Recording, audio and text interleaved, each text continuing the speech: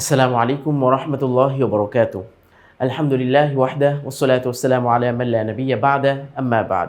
কাছে দূরের সকল এলএম পিপাসু কোরআন শিক্ষায় আগ্রহী ব্যক্তিবর্গকে টেকনিক ইজ এডুকেশনের পক্ষ থেকে অভিনন্দন জানিয়ে আমপাড়ার আরও একটি সূরা নিয়ে উপস্থিত হয়েছি, যেই সূরাটির নাম হচ্ছে সূরাতুল আবাসা। সূরাটার প্রেক্ষাপট একটু পরে বলছি, আগে প্রথমে আমরা শুরু করার আগ দিয়ে একটি হাদিস আমি একটু শুনিয়ে দিই উৎসাহমূলক।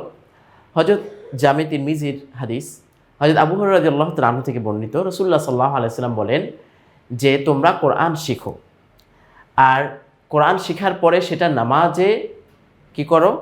তেলাওয়াত করো। আর এটা কেমন? এটা হচ্ছে কেমন যেন একটা পাত্রের মধ্যে মেশক নামক সবচেয়ে দামি সুগন্ধি, যেটা হরিণের নাভি থেকে, এক বিশেষ ধরনের হরিণের নাভি থেকে হয়, এই মেশক যেমন সুঘ্রাণ ছড়ায়, ঠিক তেমন কোরআন তেলাওয়াতটা। আর যে ব্যক্তি কোরআন তেলাওয়াত করলো না, তার উদাহরণটা কেমন? যে সে একটা মেশকের পাত্রটাকে কোনো একটা কিছু দিয়ে বন্দি করে আবদ্ধ করে রেখে দিছে, যার ঘ্রাণটা আসলে ছড়াচ্ছে না, মানুষ তার থেকে সুঘ্রাণ নিতে পারছে না। এইভাবে রাসূলুল্লাহ সাল্লাল্লাহু আলাইহি ওয়াসাল্লাম উদাহরণ দিলেন। এই জন্যই কোরআন শেখা এবং শেখানোর জন্যই উৎসাহ দিয়েছেন রাসূলুল্লাহ আকরাম সাল্লাল্লাহু আলাইহি ওয়াসাল্লাম। তো যাই হোক, এই গেল এক হাদিস। তো সূরাতুল আবাসা, এই আবাসা অর্থ কী? আবাসা মানে হচ্ছে ভ্রু কুঁচকানো, হ্যাঁ, একটু অনীহা ভাব দেখানো, এই ধরনের। মানে আমরা বিরক্তি ভাব দেখাতে গিয়ে একটু এরকম করি না, উফ এরকম সে করলো কেন? তো এই সূরাতুল আবাসার পিছনে কাহিনীটা কি? আব্দুল্লাহ ইবনে উম্মে মাকতুম রাদিয়াল্লাহু তাআলা আনহু, উনি আসলে ছিলেন হচ্ছে অন্ধ সাহাবী। তো রাসূলুল্লাহ সাল্লাল্লাহু আলাইহি ওয়াসাল্লাম কোনো একবার কিছু কুরাইশদেরকে ইসলাম নিয়ে বুঝাচ্ছিলেন। তো এর মধ্যে থেকে আব্দুল্লাহ ইবনে উম্মে মাকতুম রাদিয়াল্লাহু তাআলা আনহু উপস্থিত হয়েছিলেন। তো রাসূলুল্লাহ সাল্লাল্লাহু আলাইহি ওয়াসাল্লামের কাছে এটা একটা অপছন্দনীয় হলো। তো তিনি আসলে এই যে অপছন্দ করলেন, এটা আল্লাহ তাআলা আসলে উনাকে শিক্ষা দেওয়ার জন্য, রাসূলুল্লাহ সাল্লাল্লাহু আলাইহি ওয়াসাল্লামকে একটু শিক্ষা দেওয়ার জন্য, দেখেন ঈমানওয়ালা মানুষ একজন আপনার কাছে এসেছে, আর আপনার সাথে বসে আছে কাফের, যেগুলো আপনার বিপরীত বা আপনার শত্রুতা পোষণ করে। তো আপনি তার জন্য, ঈমানদার মানুষকে, এই সমস্ত কাফেরদের জন্য, ঈমানদার মানুষের জন্য একটু বিরক্ত বোধ করেছেন। তো রাসূলুল্লাহ সাল্লাল্লাহু আলাইহি ওয়াসাল্লাম সতর্ক হয়ে গিয়েছেন।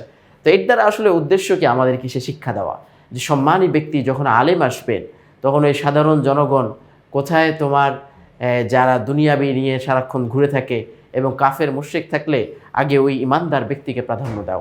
সে যেমনই হোক, হয়তো সম্পদের দিক থেকে অনেক নিচে, তোমার স্তরের দিক থেকে অনেক নিচে, কিন্তু তার ভিতরে কোরআন থাকার কারণে, যেহেতু আব্দুল্লাহ ইবনে উম্মে মাকতুম রাদিয়াল্লাহু তাআলা আনহু ভিতরে তিনি কোরআনে হাফেজ ছিলেন, তো সেজন্য ওনার সম্মানটা অনেক বেশি ছিল। তো কোরআন যার ভিতরে ঢুকে, কোরআন যে শিখে, আল্লাহ তাআলা তার সম্মান বাড়িয়ে দেন। কোরআনের কারণেই তার সম্মান বেড়ে যায়। এই জন্য বেশি বেশি কোরআন তেলাওয়াত করা, শিখা। তো সূরাতুল আবাসা আমরা দেখতে পাচ্ছি কত আয়াত সম্বলিত? ৪২ আয়াত সম্বলিত, মক্কায় অবতীর্ণ। তো ৪২ আয়াত যদিও দেখা যাচ্ছে, কিন্তু আসলে আয়াতগুলো অনেক ছোট ছোট। এখানে দেখলেই আমরা পড়লেই বুঝতে পারবো। রুকু হচ্ছে একটি। তো শুরু করছি। বিসমিল্লাহির রহমানির রহিম। আবাসা ওয়া তাওয়াল্লা। তো এখানে ৩ আলিফ টান কেন? যদি কেউ পরবর্তী আয়াত মিলিয়ে পড়তে চায়, তাহলে ৩ আলিফ টান। আবাসা ওয়া তাওয়াল্লা, আমরা এখন এখানে ১ আলিফ টানই দিলাম। আন জাআহুল আ'মা, আন জাআহুল আ'মা ওয়া মা ইউদরিকা লাআল্লাহু ইয়াযাক্কা। এই যে আয়াতের মধ্যে বলা হচ্ছে যে একজন অন্ধ ব্যক্তি আপনার কাছে আসলো, আর আপনি সেটাকে ভ্রু কুঁচকালেন কাফেরদের জন্য। তো আব্দুল্লাহ ইবনে উম্মে মাকতুম রাদিয়াল্লাহু তাআলা আনহু তো আসলে অন্ধ ছিলেন। আও ইয়াযাক্কারু ফাতানফাআহু যিকরা আম্মা মান ইস্তাগনা فأنت له تصدى وما عليك ألا يزكى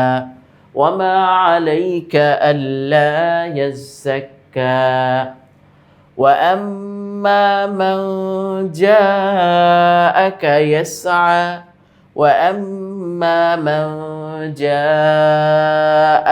يسعى وهو يخشى فأنت عنه تلهى تلهى تلهى كلا إنها تذكرة كلا إنها تذكرة فمن شاء ذكره فمن شاء ذكره في صحف مكرمة في صحف مكرمة مرفوعة مرفوعة مطهرة مطهرة তো এখানে ফি সুহুফিম মুকাররামাতিন এইভাবেও মিলিয়ে পড়া যেতে পারে বিআইদি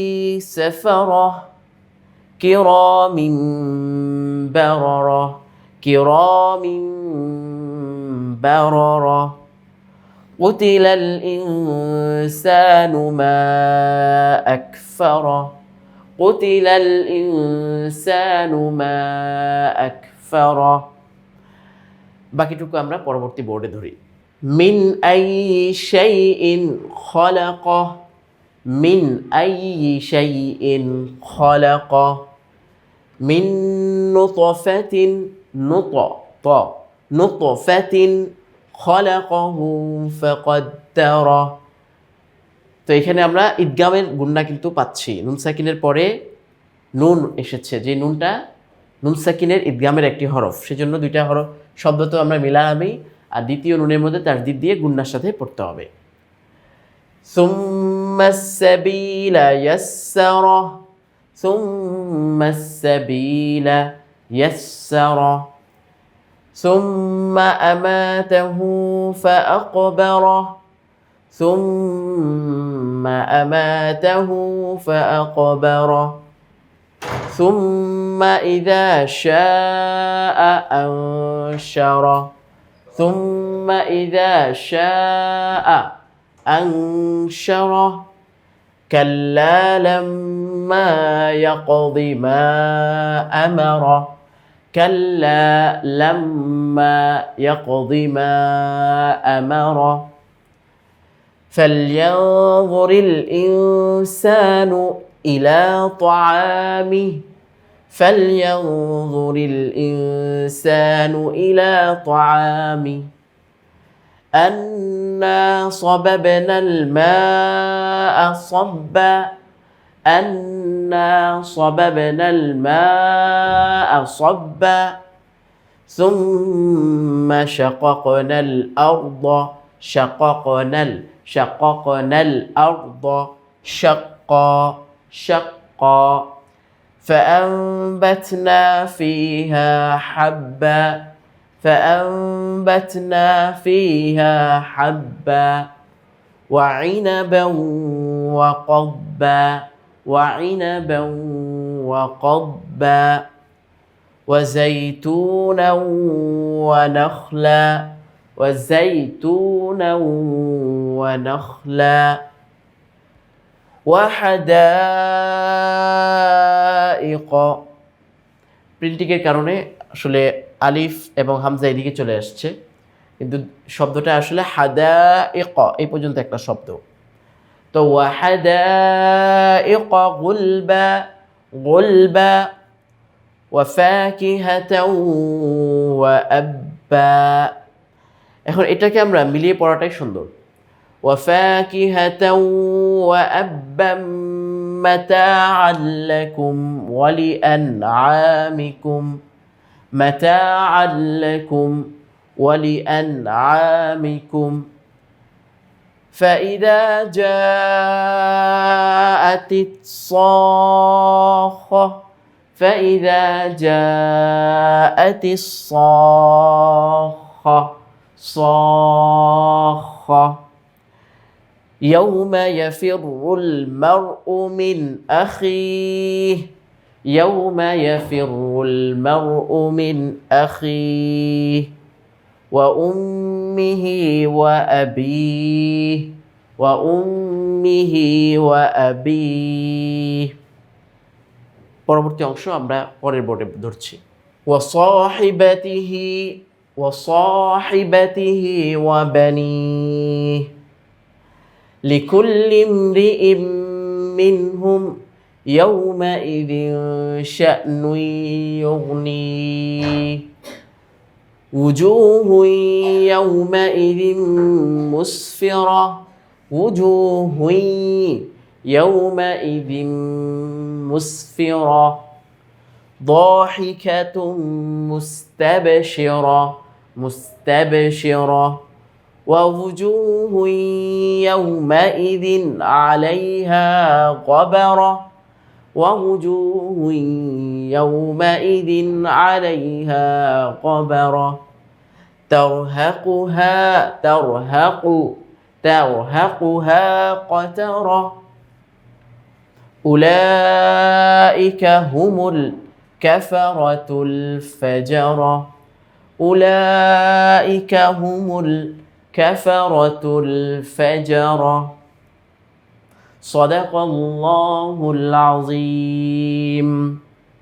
চমৎকার কতগুলো আয়াত এই সূরা আবাসার শেষ দিকে রয়েছে। এই যে ইয়াউমা ইয়াফিরুল মারউ মিন আখি, কিয়ামতের ভয়াবহতা এমন হবে যে মানুষ তার ভাইকে চিনবে না, ভাই তার ভাইকে, বোন তার বোনকে, ভাই বোনকে চিনবে না, পিতামাতাকে চিনবে না, তারপরে তার সবচেয়ে কাছের স্ত্রী স্বামীকে চিনবে না। প্রত্যেক মানুষ তার সেদিন নিজস্ব আমলনামা নিয়েই, নিজস্ব কৃতকর্ম নিয়েই সে মালিকানা লাভ করবে, কেউ কারো বোঝা বহন করবে না। আর যেদিন সে বেঁচে যাবে, উজুহু ইয়াউমাইদিন মুসফিরা, সেদিন আনন্দদায়ক কতগুলো চেহারা হবে, যার মধ্যে স্পষ্ট হাস্যোজ্জ্বল চেহারা প্রকাশ পাবে। আর অনেক চেহারা এমন থাকবে যেগুলোর মধ্যে ধুলো মলিন, মনে হয় যেন চেহারার মধ্যে কেউ কালি লেপে দিচ্ছে এরকম। তো এরা কাফারাতুল ফাজর, অস্বীকারমূলক আচরণের কারণে তারা সেদিন শাস্তিযোগ্য অপরাধী বলে বিবেচিত হবে। তো এই যে সূরাত আবাসা, প্রত্যেকটা সূরার মধ্যে আসলে ভিন্ন ভিন্নভাবে আল্লাহ তাআলা অনেক শিক্ষা রেখে দিয়েছেন। তো যাই হোক, সূরাত আবাসা আমরা পড়ব, আয়াতগুলো ছোট ছোট রয়েছে, সুন্দর রয়েছে। তো বড় বড় আরও দুটি সূরা আমাদের রয়েছে, সূরা নাজিআত নিয়ে ইনশাআল্লাহ আমরা আগামী পর্বে আবার দেখা দিচ্ছি। তো সে পর্যন্ত সকলের জন্য দোয়া এবং শুভকামনা রইল। আল্লাহ তাআলা আমাদের সকলের এই প্রচেষ্টাকে কবুল করে নিক, আমিন। ওয়া আখিরু দাওয়ানা আলহামদুলিল্লাহি রাব্বিল আলামিন। আসসালামু আলাইকুম ওয়া রাহমাতুল্লাহি ওয়া বারাকাতুহু।